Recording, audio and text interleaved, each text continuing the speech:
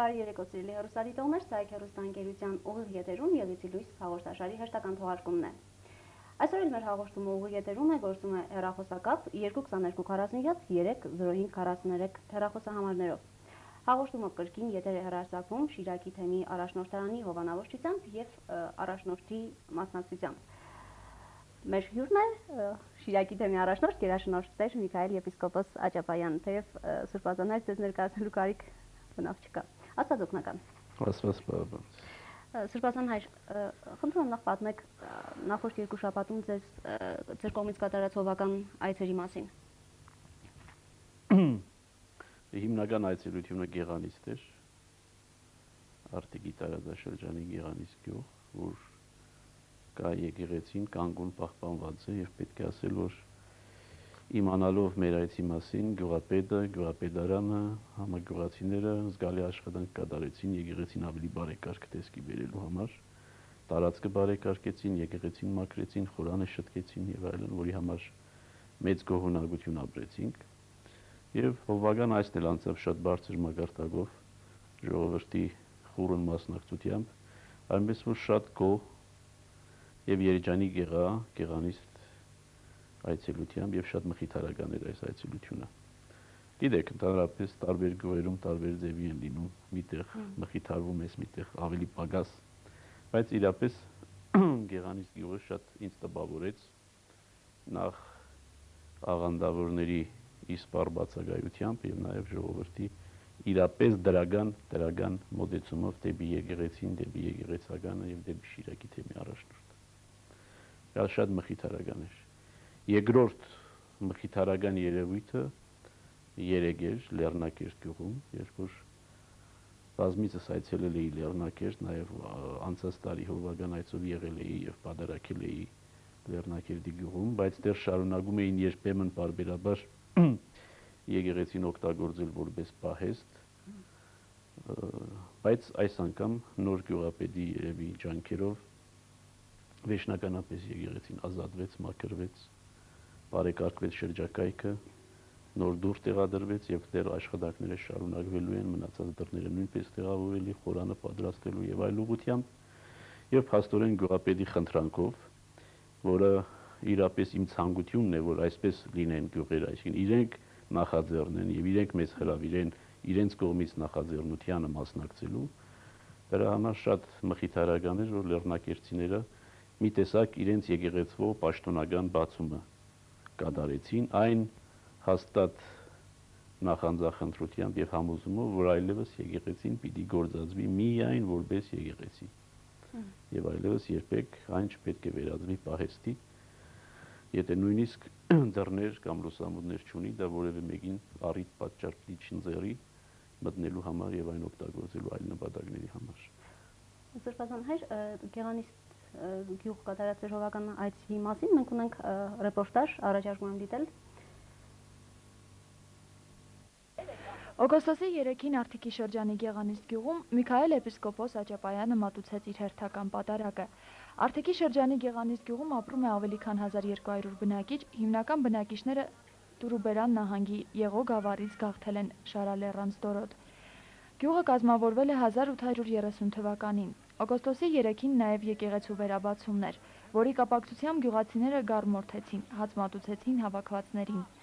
Եկեղեցին համայնքային եկեղեցի է, այն կառուցվել է 1852 թվականին բազալտե եկեղեցու հիմքի վրա, 1908 թվականին եղել է տուֆապատ եկեղեցի։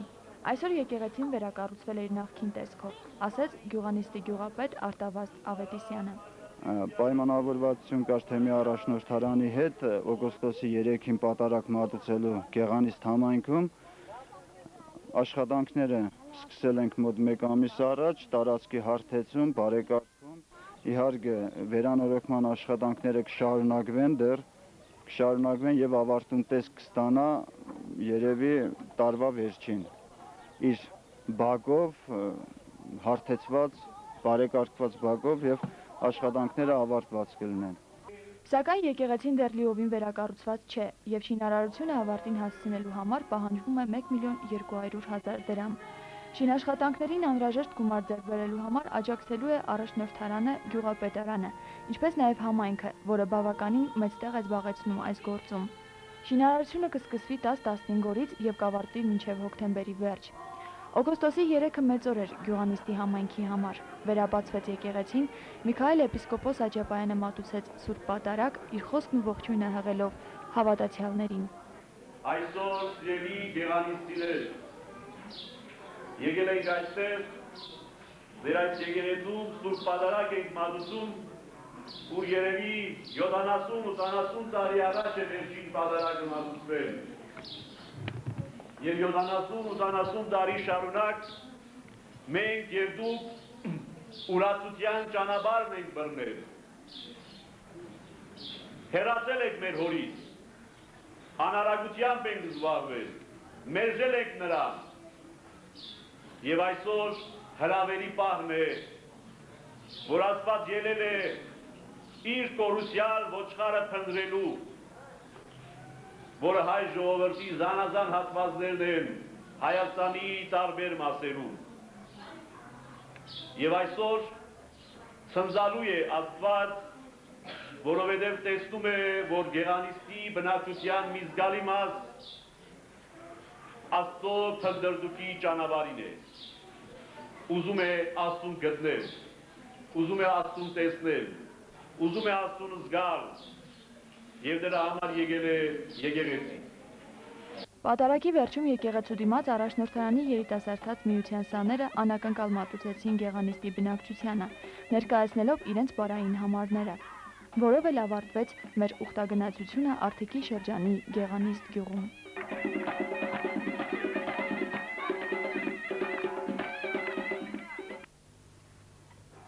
Սրբազան հայր, այս տեսանյութում երևում էր, որ եկեղեցում առկա են նաև մանուկներ։ Արդյոք բոլոր գյուղերում է այսպես մանուկների հոսք Այո, բոլոր գյուղերում այո ավելի խանդավառ մանուկներն են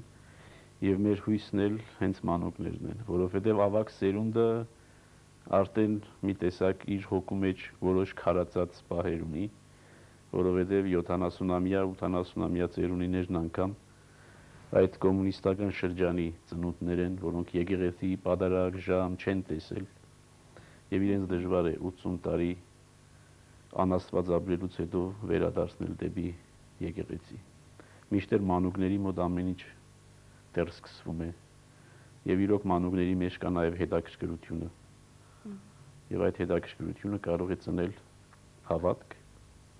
եւ այդ հավատքը կարող է պատղաբեր լինել։ Ամեն գյուղերում այո երեխաները շատ ավելի խանդավառ կերպով մասնակցում են։ Անշուշտ երբեմն աղմկում են, չարաճճիություն են անում, բայց մասնակցում են եւ դա շատ ուրախալի է։ Եվ մեր հույսը իրոք երեխաներն են, երիտասարդներն են։ Նախորդ տարիների համեմատ տարբերություն զգացվում է եկեղեցի հաճախելու ձեր հովական այցերի ժամանակ։ Անշուշտ ծնագնդիկը մեծանում է գնալով, որովհետեւ ես հիշում եմ առաջին իմ այցելությունների ժամանակ նույնիսկ մեծ համայնքներ այդ աշխուժությունը չէր լինում, իսկ հիմա նույնիսկ փոքր համայնքներ այցելության ժամանակ աշխուժությունը շատ մեծ է, որովհետև նաև հիմա մի տեսակ գյուղերը սկսել են իրար հետ բարի իմաստով, լավ իմաստով մրցել, թե ով ավելի լավ կկարողանա իր եկեղեցին բարեկարգել, ով ավելի լավ կկարողանա Շիրակի թեմի առաջնորդին ընդունել եւ այդ իմաստով այո գնալով ավելի մեծանում է այդ թթխմորը խմորվում է եւ մեծանում է։ Սիրելի հեռուստադիտողներ, հիշեցնեմ, որ մենք ուղիղ եթերում ենք, գործում է հեռախոսակապ, որի միջոցով կարող եք ձեր հարցերը հղել Սրբազան հորը։ Մեր հեռախոսահամարներն են 222 47 305 43 եւ այսօր մենք խոսելու ենք մարդկային փոխհարաբերությունների վստահության եւ անվստահության մասին։ Սրբազան հայր, հոգևոր տեսանկյունից լավ է արդյոք, երբ մարդը վստահում է ում մյուս մարդուն, մարդկանց հանդեպ ունեցած վստահությունը երբ մեծ է լինում։ Նախ եւ առաջ ասեմ, որ մարդը լիակատար եւ լիարժեք վստահություն կարող է ունենալ միմիայն Աստծո վրա։ Աստծուց բացի մնացած որևէ մարդ, հարազատ, բարեկամ, ընկեր լիարժեք եւ լիակատար վստահություն չի կարելի ունենալ, հնարավոր չէ ունենալ, ավելի ճիշտ հնարավոր չէ ունենալ։ Եվ դրա համար պետք է զանազանել վստահությունը Աստծո հանդեպ եւ վստահությունը մարդկանց հանդեպ։ Վստահությունը Աստծո հանդեպ դա լիարժեք է, լիակատար է, որովհետեւ Աստված երբեք չի դավաճանում։ Այսինքն չկա Աստծո մեջ դավաճանելու հնարավորությունը։ Միշտեր ցանկացած մարդու մոտ ով էլ որ լինի, դավաճանելու հնարավորությունը միշտ կա։ Հետևաբար անվերապահ կամ լիարժեք կերպով վստահել մարդկանց հնարավոր չէ։ Կարելի է, բայց երբեմն վստահելուց հետո կարելի է շատ դառն հիասթափություն ապրել։ Դրա համար Աստվածաշունչը թելադրում է ասելով, որ լիարժեք վստահություն, լիակատար վստահություն, անվերապահ վստահություն կարելի է ունենալ միայն Աստծո հանդեպ։ Մնացած մարդկանց պետք է սիրել եւ այդ սիրի մեջ պետք է տեսնել վստահությունը։ Այսինքն վստահում ենք մարդկանց, որովհետեւ նրանց սիրում ենք, ուզում ենք սիրել, սիրած լինել։ Բայց միշտ էլ կա եւ մեր մեջ, եւ դիմացինի մեջ միշտ էլ կա դավաճանելու հնարավորությունը։ Հետևաբար պիտի միշտ զգույշ լինել։ Մարդը մարդուց պետք է զգույշ լինի այս իմաստով, որովհետեւ անվերապահ վստահություն չի կարող ունենալ որևէ մեկի վրա։ Սրբազան այժմ մարդկային հարաբերությունների մեջ եղած վստահության մասին եթե խոսենք, մեր օրերում նկատելի ավելի պակաս վստահություն միմյանց հանդեպ։ Սա ձեր խոսքի համաձայն ոչ թե մարդասիրության պակաս է կամ պարզության մարդու հոգու, այլ դավաճանված լինելու փաստ։ Մեր իրականության մեջ հարցը ոչ թե անվստահությունն է, ավելի կասկածամտությունն է, որ ախտահարել է մեր ամբողջ հասարակությունը։ Այսինքն անվստահության մթնոլորտն է, որ վստահության բացակայության եւ կասկածամտության, որովհետեւ նույնիսկ բարի գործը միշտ կասկածամտությամբ է ընդունվում։ Այսինքն միշտ դրա հետևում ինչ-որ ենթատեքստ է փնտրվում, ինչ-որ մի կեղտոտ շարժարիտ է փնտրվում, որ հաջող չի լինում։ Դա գալիս է անցած տասնամյակների ուրեմն դաստիարակությունից որպես հետևանք, որով մարդիկ միմյանց կասկածում են։ Անշուշտ սա քրիստոնեական չէ։ Մի կողմից երբ որ ասում ենք, որ վստահություն պետք է ունենալ միայն Աստծո հանդեպ, սա չի նշանակում, որ պետք է բոլորս մեկս մյուսին կասկածենք եւ անվստահություն ունենանք մյուսներիս հանդեպ։ Ոչ, ինչպես ասացի, ամեն ինչը պետք է դիտվի սիրո մթնոլորտի մեջ։ Մարդը մարդուն պետք է սիրի։ Եվ ինչպես առաքյալն է ասում, սերը վստահում է։ Սերը երբեք չի հագարակվում, սերը երբեք չի ամբարտավանում, սերը երբեք չի կասկածում։ Ուրեմն սիրո մթնոլորտի մեջ կարելի է ամեն ինչ հաղթահարել։ Եթե այդ սերը չկա, մնացած բոլոր արատները մարդու կյանքի մեջ տեղ են գտնում։ Հետևաբար եւ կասկածամտությունը, եւ անվստահությունը, եւ մնացած բոլոր արատները մարդկային հարաբերությունների մեջ տեղ գտած դրանք սիրո բացակայության հետևանք են։ Սրբազան հայր սիրելի հեռուստադիտողներ, մենք ունենք հեռախոսազանգ։ Ալո։ Հարգելի Սրբազան, ինչու մեզ մոդել եկեղեցում չի լինում հանդեսները այնպես պսակադրության, ինչպես արտասահմանյան երկրներում։ Գոնե այս նոր եկեղեցում լինեին աթոռներ եւ զարդարվեին այնպես, որովհետեւ մեր դասազույգերը պսակադրվելուց մեր մոդելին էր հաջելի պահ բոլորի համար։ Շնորհակալություն հեռախոսազանգի համար։ Լիարժեք եւ լիակատար կերպով համաձայն եմ ձեզ հետ, բայց դրա համար միայն եկեղեցուց չի կախված, մեր ժողովրդի մագարտակը նաեւ պետք է բարձրանա։ Տեսեք մեր ժողովուրդը պսակի ժամանակ իրեն ինչպես է պահում եկեղեցում։ Եվ այդպես իրեն պսակի ժամանակ իրեն եկեղեցում պահող ժողովուրդը ինչպես կարող է նստել եւ լուր դիտել, ասենք, պսակադրության արարողությանը։ Եթե կանգնած չի կարողանում դիտել, ինչով պետք է պայմանավորված լինի նրան նստած դիտել։ Այսինքն քաղաքակրթության մի աստիճանի վրա ենք, որ մեզ շատ հեռու է պահում եվրոպական այդ մագարտակից։ Մեր ժողովուրդը աղմկում է եկեղեցում, մեր ժողովուրդը պսակադրությանը չի մասնակցում հաճախ, պսակադրության արարողության աղոթական մասնակցություն չի ունենում։ Եթե ունենա, շատ լավ։ Այդ ամենը կարելի է ստեղծել, կարելի է ավելի կանոնավոր պսակադրության արարողություն անցկացնել, ժամը ճշգրիտ հարգել։ Մերանցից ովքեր են ժամը հարգում։ Ժամի 2-ին ժամադրվում են, 3-ին 15 պակաս, մեկ ուրիշի պսակադրության ժամին հանգարց հայտնվում են եւ վեճ վիճաբանություն են սարքում, թե մենք ավելի մեր հերթը ավելի շուտ է։ Մեր ժողովուրդը երբեմն այնպիսի բաներ է անում, որ շատ հեռու ենք եվրոպական այդ մագարտակից։ Հետևաբար այդ ժամը հարգելը պետք է լինի, որովհետեւ մարդը իր պայմանավորված ժամին կան ներկայանա, հարազատները կան այնտեղ տեղավորվեն, ներկայանան, լուրջ սպասեն, ինչպես Եվրոպայում է։ Եվրոպայում պսակադրությունը հարսանիքը սկսվում է եկեղեցում։ Ուրիշ տեղից չի սկսվում։ Սկսվում է եկեղեցում։ Բոլորը հավաքվում են եկեղեցի, պսակադրությունը լինում է, քեֆը այնտեղից հետո է սկսվում։ Իսկ մեզ մոտ ինչ է կատարվում։ Նախ գնում են աղջկատուն, այնտեղ մի լավ ուդում խմում են, հարբում են եւ հարբած գալիս են եկեղեցի։ Եվ նրանց համար աթոռ դնել, երկեհոնային երաժշտություն, ծաղիկներ, կանոնավոր պսակադրություն եւ այլն եւ այլն։ Սրանք երբեմն դառնում են անիմաստ։ Ես ինքս մի քանի անգամ պսակադրություններ արել եմ եւ ինքս այդ հոգեվոր ապրումը չեմ ունենում, որովհետեւ ժողովուրդը չի մասնակցում այդ պսակադրության արարողությանը, այլ իբրև մի ձև գալիս է տեսնելու համար, թե ինչպես քահանան մի երկու հարց տվեց, մի երկու պատասխան ստացան, հետո էլ թողեցին գնացին։ Այսինքն ժողովրդի մագարտակը պետք է բարձրանա։ Անշուշտ այդ մագարտակը բարձրացողներից մեկը պետք է լինի եկեղեցին։ Սա իրավացի է, այսինքն լիարժեք կերպով ես համաձայն եմ այդ ասվածին։ Եկեղեցին պետք է այդ առումով մասնակցություն ունենա ժողովրդին դաստիարակի եւ բարձրացնի այդ մագարտակին, բայց դրա համար պետք է ունենա ուժեր։ Նոր եկեղեցում կարելի է այդ ամենը կազմակերպել եւ այդ ամենը ծրագրի մեջ է, նստարանները կարծում եմ, որ պիտի տեղադրվեն, զանգերն էլ պիտի լինեն, մնացած ամեն ինչն էլ պիտի լինի, բայց անշուշտ մեր ժողովրդից պահանջվում է իրոք ռեալ աղոթական մասնակցություն պսակադրությանը։ Շնորհակալություն Սրբազան հայր, մենք ունենք եւս մեկ հեռախոսազանգ։ Ալո։ Լսում ենք ձեզ։ Դուք եթերում եք, խնդրեմ խոսեք։ Ալո։ Լսում ենք ձեզ։ Ալո։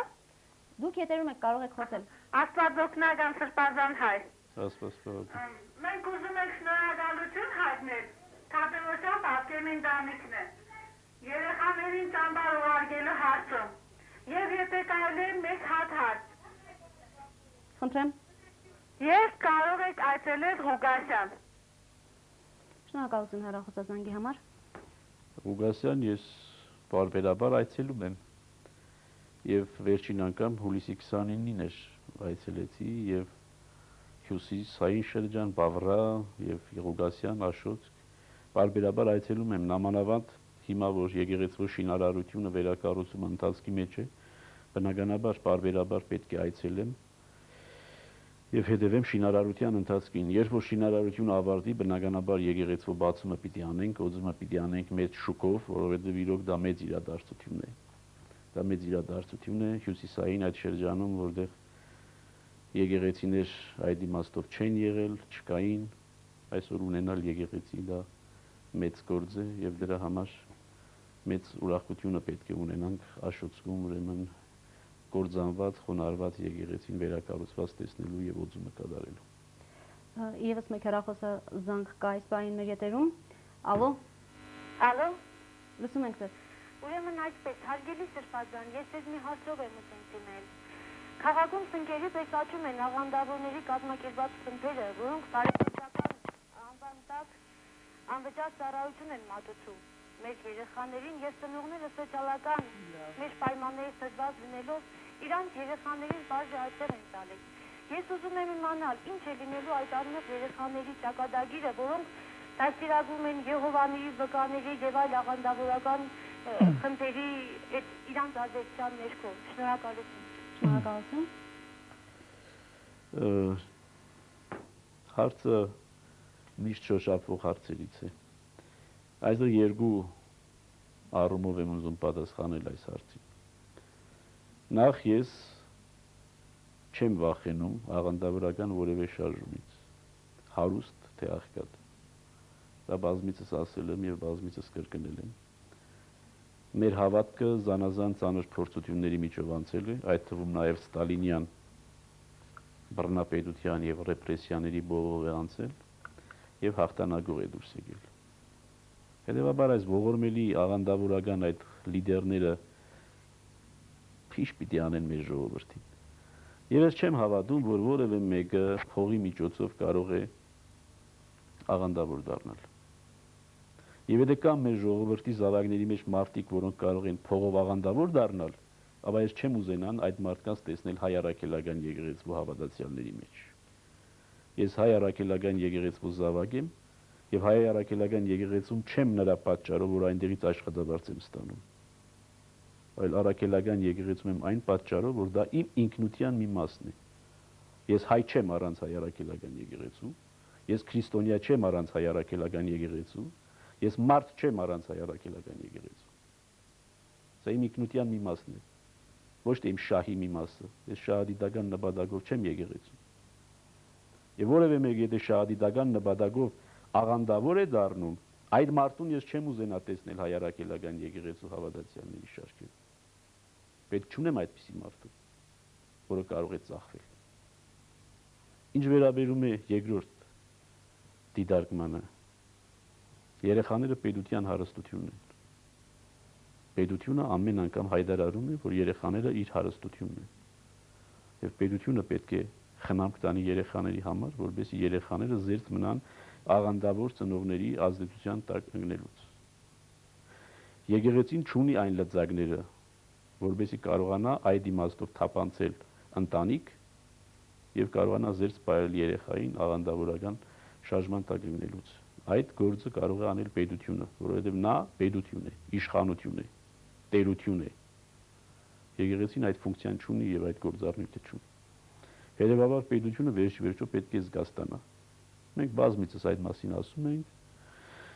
եւ բազմիցս զգաստության կոչ ենք անում, ասելով, որ վտանգված է մեր ժողովրդի հոգեվոր անվտանգությունը եւ նաեւ ֆիզիկական եւ նաեւ մնացած բոլոր անվտանգությունները այսօր վտանգված են աղանդավորական շարժումների ներթափանցման հետևանքով։ Եվ դարձյալ բազմիցս ասել եմ, աղանդավորական շարժումները բոլորը եկամուտ են, այսինքն դրսից ներմուծված, ոչ մեկ այստեղ չի ծնվել։ Ոչ մի աղանդավորական շարժում չի ստեղծվել Գյումրիում այն պատճառով, որ ինչ-որ մեկը Միքայել եպիսկոպոսից դժգոհ է, բաժանվել է հայ առաքելական եկեղեցուց եւ աղանդավորական շարժում է սկսել։ Կա այդպիսի բան, չկա։ Բոլորը դրսից ներմուծված են։ Ուրեմն բարի լինի պետությունը փագի այն դռները կամ պատուհանները ավելի ճիշտ, որովհետև նրանք պատուհաններով են մտնում, փագի այդ պատուհանները դրանց դեմ, որպեսզի չկարողանան թափանցել այստեղ եւ ժողովուրդը մնա առողջ։ Եվ նաեւ սոցիալական ծանր վիճակում գտնվողը իր հոգին չծախի դրամով։ Այս է։ Շնորհակալություն Սրբազան հայր, մենք ունենք եւս մեկ հեռախոսազանգ։ Ալո։ Ալո։ Լսում ենք ձեզ, դուք եթերում եք։ Սրբազան, Աստված օգնական, Սրբազան հայր։ Աստված պահապան։ Մի բան ցավոտ հարց եմ ուզում տալ ձեզ։ Ներկայումս մեր Շիրակի գյուղերում հիմնականում երևի թե չկա մի գյուղ, որ չունենա գետ-մեկ սրբավայր, որտեղ աղոթեն։ Բայց դե շատ ցավալին այն է, որ չկան այսպես կառուցված փոքրիկ մատուրներ եւ ամեն Կիրակի պատարագ չի մատուցվում։ Եվ գոնե կխնդրեի, որ չէ որ մեր դպրանոցի սաները ավարտելուց հետո, որպեսզի բոլոր գյուղերում ուսուցանեն քրիստոնեությունը, ճիշտ է, դպրոցում ասում է քրիստոնեության պատմությունը, բայց դա բավական չէ, քրիստոնեությունը լավ իմանալու համար։ Դրա համար էլ հեշտ է աղանդների թափանցումը գյուղ։ Խնդրեի, ինչ կասեիք, կլինի ժամանակ, երբ բոլոր գյուղերում էլ լինեն քրիստոնեության ուսուցման կենտրոններ, որ մեր մանուկ երեխաները, ես ինքս երիտասարդ եմ, լավ փոքրիշատ է գիտեմ քրիստոնեությունից, որոշակի ծանոթություններ ունեմ, բայց ցանկանայի, որ իմ եղբայրը փոքր քույրը ավելի խոր ուսումնասիրեր քրիստոնեությունը։ Ինչ կասեիք այս մասին։ Շնորհակալություն հեռախոսազանգի համար։ Դե դրա համար երկու ուղղություններ կան դարձյալ, մեկը պետական ծրագրով վերջնականապես կարողացավ եկեղեցին մտցնել պետական ծրագրի մեջ առայժմ 4-5-րդ դասարաններում հայ եկեղեցու պատմության ուսուցումը, որը տեսնենք ինչ արդյունք պիտի տա, որովհետև շատ դպրոցներում շատ ուսուցիչներ պատրաստված չեն այդ առարկան դասավանդելու համար, տեսնենք թե ինչ անդրադարձ է ունենալու այդ ամենը։ Ինչ վերաբերում է գյուղերին, ամեն գյուղ իր քահանան պետք է ունենա։ Մենք այսօր ունենք 119 համայնք կամ 116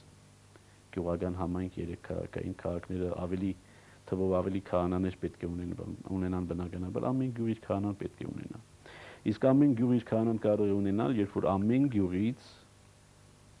մի երիտասարդ կա եւ ընդունվի ճեմարան, սովորի, ավարտի, դառնա հոգեվորական եւ վերադառնա իր գյուղը եւ կազմակերպի մնացած ամեն ինչ, եւ պատարակ, եւ եկեղեցաշինություն, եւ քրիստոնեական դաստիարակություն, եւ ամեն ինչ։ Բուժումը սա է, սպեղանին այս է։ Եվ դրա համար մենք այս 4 տարվա ընթացքում ընկած գյուղեգյուղ երիտասարդներ ենք հավաքում, համոզելով, խրախուսելով, հորդորելով, կշտամբելով, բերում ենք դպրանոց, դաստիարակում ենք եւ վաղը մյուսօր նրանք մեր հույսն են։ Այսօր ուրախություն ունենք հաստատելու, որ 40-ից ավելի ուսանողներ ունենք շիրակցի եւ շատերը գյուղերից, որոնք վաղը մյուսօր հոգեվորական են լինելու եւ վերադառնալու են իրենց ծննդավայրերը եւ կատարելու են այդ աշխատանքը։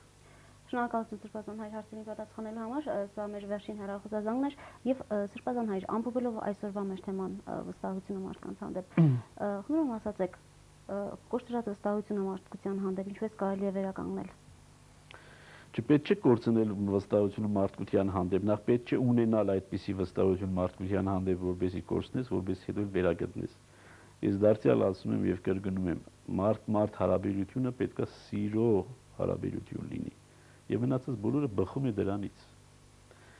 Սեր ունեցողը չի կարող վստահության կորուստ ունենալ։ Հետևաբար վստահության կորուստ չունենալու դեպքում պետք է չունի վերագտնելու։ Եվ մարդը մարդուն պետք է սիրի։ Եթե նույնիսկ դիմացինը դավաճանում է իրեն եւ դավաճանության առիթ է տալիս, դա իր համար սիրո նվազումի, պակասումի առիթ չպետք է լինի։ Դրա համար շեշտում ենք եւ ամեն ձևով ասում ենք, որ մնացած բոլոր բաները, առաքինությունները լիարժեք եւ լիակատար կերպով վերագրված են միայն Աստծուն եւ վերագրել են միայն Աստծուն։ Իսկ մարդ-մարդ հարաբերությունը պետք է դիտել սիրո տեսանկյունից։ Եթե մարդը մարդուն սիրում է, ամեն ինչ ներում է, նաեւ վստահության կորուստը, նաեւ դավաճանությունը եւ նաեւ ամեն ինչ ներում է։ Շնորհակալություն Սրբազան հայր եւ ամփոփելով այսօրվա մեր հաղորդումը, խնդրում եմ ասացեք, առաջիկա 2 շաբաթների ընթացքում հովական այցեր, ինչ պլաններին ծրագրեր ունեք։ Դե առաջիկա շաբաթ կիրակի Սուրբ Աստվածածին է։ Աստվածամոր վերափոխման տոնն է, խաղողորտնեկ է եւ Սուրբ Յոթվերք եկեղեցու ուխտի օրն է։ Այնպես որ բոլորին հրավիրում ենք շաբաթ երեկոյան եւ կիրակի առավոտյան ուրեմն Սուրբ Յոթվերք։ Բայց այս տարի նաեւ մի փոքրիկ ոչ թե նոր ամուծություն, այլ դեպի հին ավանդույթները վերադարձի ուրեմն քայլ ենք ուզում անել։ Այսինքն շաբաթ երեկոյան ժամը 5-ին, ինչպես միշտ առաջ Սուրբ Յոթվերքի պատկերը հանվում էր ուրեմն Սուրբ Յոթվերքի խորանից եւ թափորով կենտրոնական մուտքով մտցվում էր եկեղեցի։ Այս տարի ուզում ենք ավելի ճոխ անել։ Այսինքն այդ թափորը անցկացնելու ենք կենտրոնական հրապարակում։ Թափորով բերելու ենք Սուրբ Յոթվիրած պատկերը կենտրոնական հրապարակ եւ կենտրոնական հրապարակում անդաստանի արարողություն ենք անելու եւ միշտ երաշտի կամ կարգուտի ժամանակ այդ թափորեն կատարել Սուրբ Յոթվերքի պատկերով, խնդրելով Աստծո ողորմածությունը եւ այդ Աստծո ողորմածություն իջել է։ Հետևաբար մեր ցանկությունն է, որ Շիրակ աշխարհը առատ լինի, բերքառատ լինի, բերքաբեր լինի եւ դրա համար շաբաթ երեկոյան ուրեմն անդաստանի արարողություն ենք անելու կենտրոնական հրապարակում Սուրբ Յոթվերքի պատկերով։ Իսկ հաջորդ օրը 17-ին բնականաբար Սուրբ Յոթվերքի ուխտի օրը ուրեմն ողջ ժողովուրդը յուրաքանչյուր գյումրեցի պարտավոր է այդ օրը գալու Սուրբ Յոթվերք։ Պարտավոր է, պարտավոր։ Ամոթ է որևէ գյումրեցու համար այդ օրը Սուրբ Յոթվերք չգալ։ Որովհետեւ Սուրբ Յոթվերքը այն եկեղեցին է, որ միակ գործող եկեղեցին է եղել,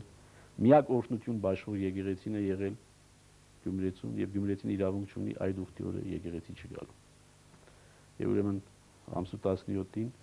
բոլոր գյումրեցիները մեկ մարդու նման պետք է գան Սուրբ Յոթվերք եկեղեցի իրենց ուխտը կատարելու, որից հետո այս տարի նույնպես ինչպես ջրօրհնեկը կատարեցին կենտրոնական հրապարակում, այնպես էլ խաղողի օրհնության արարողությունը կատարելու են կենտրոնական հրապարակում, որովհետեւ եկեղեցին զերծ մնա ավելորդ իրարանցումից։ Եվ ուստի գալիք 2 շաբաթների ամենահիմնական իրադարձությունը ուրեմն ամսի 16-ի երեկոյան եւ 17-ին Սուրբ Յոթվերքի ուրեմն Սուրբ Յոթվերքի եկեղեցու ուխտի օրն է եւ Աստվածամոր վերափոխման տոնը։ Իսկ մյուս կիրակի ամսու 24-ին նախատեսում ենք այցելել Հովական այցով, նախատեսում ենք այցելել Քեթի համայնք եւ այնտեղ Սուրբ Պատարագ մատուցել Հովական մեր խոսքով մխիթարել հավատացյալներին։ Այստեղ մի փոքրիկ բան էլ ուզեմ ավելացնել, որ ինչպես բոլոր մեծ տաղավար տոները, այնպես էլ վերափոխման աստվածամոր վերափոխման տոնին հաջորդող օրը երկուշաբթի օրը մեռելոց հիշատակության օր է, այնպես որ յուրաքանչյուր հայ քրիստոնյա մարդ բարդավոր է այդ օրը իր ննջեցյալներին այցելել եւ նաեւ գերեզմանի օրհնության արարողություն կատարել։ Վերջին շրջանում մեր ժողովրդի մոտ գերեզմանը քահանայի կողմից օրհնելու այդ սովորությունը մի փոքր պակասել է, որը շատ վատ է։ Ինչու է վատ, որովհետեւ ննջեցյալին ոչ մեր, ասենք, գնալն է այդքան օգտակար, ոչ մեր այցելելը, ոչ քար դնելը, ոչ քարը շտկելը, ոչ վրայի մացառուտները ուրեմն քախան անելը, դրանք որևէ մեկը ննջեցյալին օգուտ չեն բերում։ Ննջեցյալին օգուտ բերողը միայն քահանայական աղոթքն է, որը թողություն է հայցում իր մեղքերի համար եւ Աստծո առաջ բարեխոսություն է ներկայացնում, որովհետեւ այդ հանգուցյալի, այդ ննջեցյալի մեղքերը, գործված մեղքերը եկեղեցվո աղոթքով, եկեղեցվո զորության աղոթքով ուրեմն ներվեն։ Ուրեմն պետք է մեր ժողովուրդը հասկանա, որ գերեզման օրհնելը, ննջեցյալի հոգու խաղաղության համար աղոթելը դրանք պարզ ձևականություններ չեն։ Մնացած բոլոր բաները ձևականություններ են, կարող են եւ չլինել։ Եվ միակ բանը, որ անհրաժեշտ է ննջեցյալին, դա հոգեհանգիստն է, դա գերեզմանի օրհնությունն է։ Շնորհակալություն Սրբազան հայր, սիրելի հեռուստադիտողներ, մեր հաղորդումը մոտեցավ իր ավարտին, կհանդիպենք երկու շաբաթ անց Սայք հեռուստաընկերության ուղիղ եթերում։ Մինչ նոր հանդիպում եթերում, Աստված օգնական Սրբազան հայր։